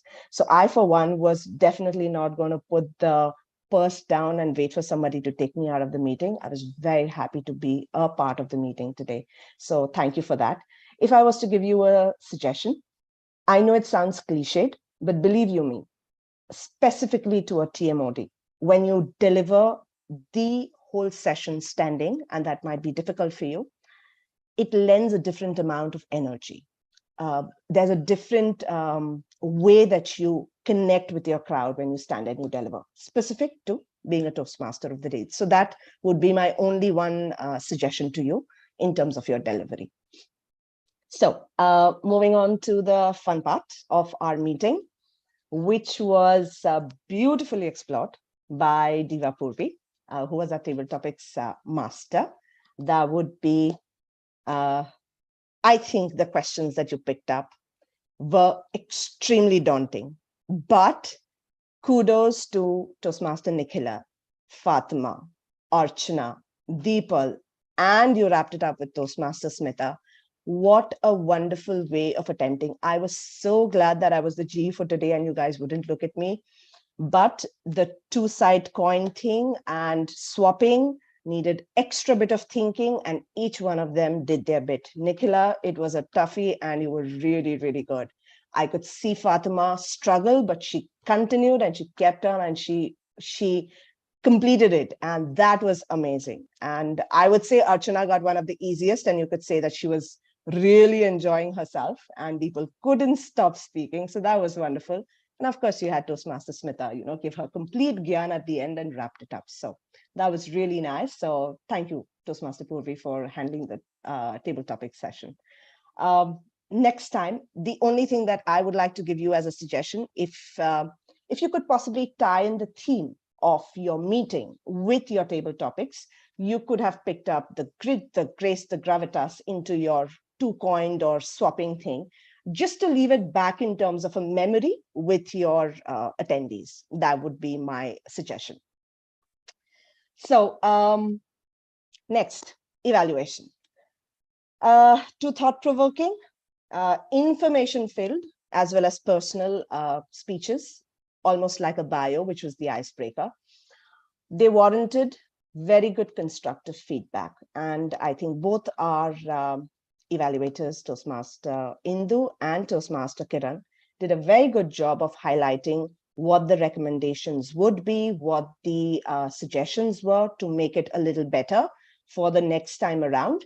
My one suggestion would be to Toastmaster Indu is, while you did mention about the feedback about humor being infused in the beginning of the speech, I would have loved to see, for an information heavy speech, you could have continued the humor so that, you kept breaking the information statistics and it stays with the attendees. So humor could have been your main weapon of passing on the information during the entire speech. So that could have been given as a recommendation. And for Toastmaster Kiran, maybe you could have added a smoother ending at the end, because I just felt that it was a little abrupt, because 4 to 6 minutes wrapping up one's life is not an easy thing, but that is something that we have to live with.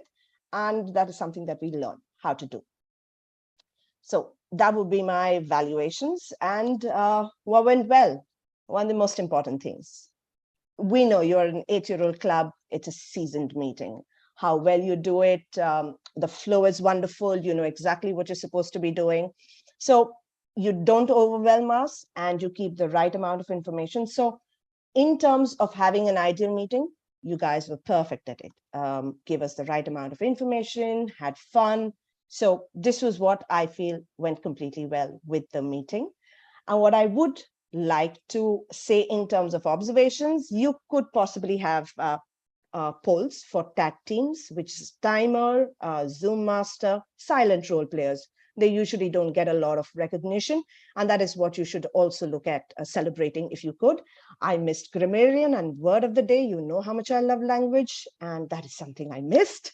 So yes, great gravitas, lovely words that could have just been infused in the overall conversations.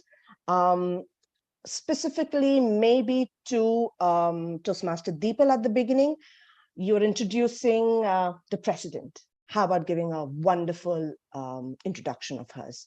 I know every single time digging out information is difficult, but have something that you would like to say about her, because introductions are super, super important. Just sets the tone for the next person who's coming up. Just gives them that feeling of, taking it on from there. I always like to say a meeting is extremely well received by me when I leave richer than what I have entered the meeting with. So today I did.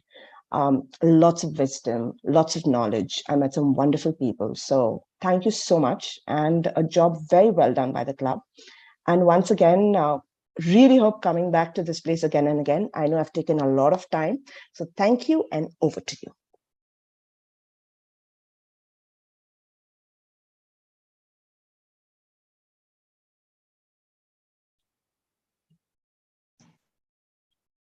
I think Raji has to take over from here. Yeah, I'll take it. Yeah. Before that, can we have the evaluators poll, please? I think we missed on that. Is it? Yeah. Sure, I shall share it now.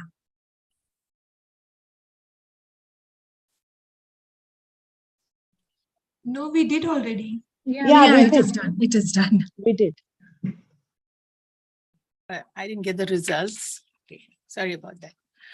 All right, dear members and guests, what a power-packed meeting filled with grit, grace, and gravitas, isn't it? Yes, and thank you, General Evaluator Toastmaster Arundhati. No, you didn't sound rustic at all. Because every time I hear you, I wish time stands still.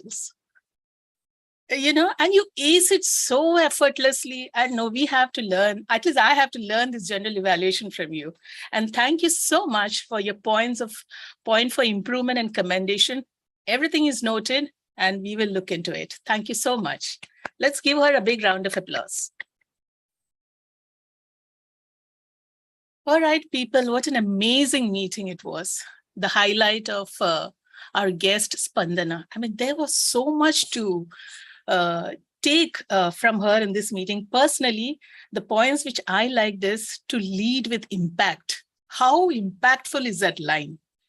And if you don't do it, and if you don't do your pitch, who will do it for you? Yes, that is one takeaway. And to have control on your expertise. Constantly keep learning and invest in yourself. These are the takeaways I'm going to take from our guest speaker today. She's not in the crowd. I wish she was there in the audience. You know, we could acknowledge her personally. I could acknowledge her and we all could have done that.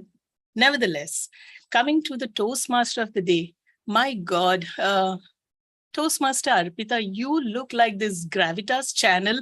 You were no less than Palki Sharma. Okay, the way you conducted yourself with grace and gravitas. I mean, I was looking at that Palki Sharma there. Well done, well done. You researched on your topic so well, and it was so interesting and engaging throughout. I mean, I was continuously, glued to all the points which you brought out. And yes, Queen Elizabeth's that nail polish and bag, I quite liked it. And being a women's club, I mean, we just loved it. These were the small, minor things which probably we wouldn't know, but you brought to our notice. Well done. Then the table topic master, Toastmaster Purvi, I just loved that creative side of yours, absolutely brilliant. And our TT speakers, kudos to each one of them. Even our guest speaker, Fatima. Oh my God, it takes a lot of grit, lady, to come up for the first time. Kudos, you deserve a big round of applause. Nikhila. Thank you. Yes, please do attend our meetings and we'd love to see more of you. Toastmaster Nikhila, she was a complete surprise package. The way she conducted herself with so much poise and dignity, I was hugely impressed.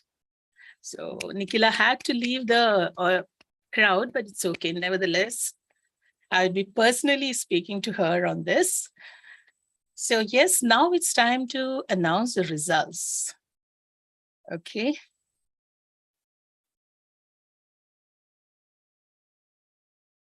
All right. The best speaker for today is Toastmaster Deepa Vats. Congratulations, Deepa. Though we see you once in a while, but you make sure whenever you are there in the audience, you walk away with a trophy. Good job. Thank you. Best evaluator is Toastmaster Indu Sundaram. Congratulations, Toastmaster Indu. Well done. And our best table topic speaker for today The lady who was behind everyone, I mean, with her perseverance, I mean, she gave a small pitch actually today. Yeah, Toastmaster Smita. Congratulations. All right, thank you so much. I hope you all enjoyed our meeting as I thoroughly enjoyed it. So with nothing, all right. Our next meeting is on 4th of October. We'll be meeting in person at Dubai Public Library. So you all are welcome. Nothing more to add to it. The meeting is adjourned. Thank you so much. And I'm looking next year, Modi. All right. Yeah, our VPE is on job, like I just mentioned.